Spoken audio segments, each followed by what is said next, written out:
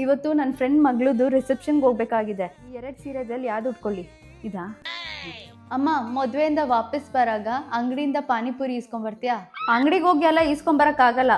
Reception ಅಲ್ಲಿ ಪಾನಿಪುರಿ ಎಲ್ಲ ಇಕ್ಕಿರ್ತಾರಂತೆ. ಅಲ್ಲಿ ಪಾನಿಪುರಿ ಮತ್ತೆ ಸ್ವೀಟ್ಸ್ ಎಲ್ಲ ಎತ್ತಾಕೊಂಡ್ ಬಂದ್ಬಿಡ್ತೀನಿ. ಮನೇಲಿ ಕುತ್ಕೊಂಡ್ ತಿನ್ನು. ಅರ್ಚನಾ, ಬಾಯಿಲಿ ಈ ಸಿನಿಮಾ ಹುಡುಗಿ ಮುಖ ನೋಡು ಬಾ.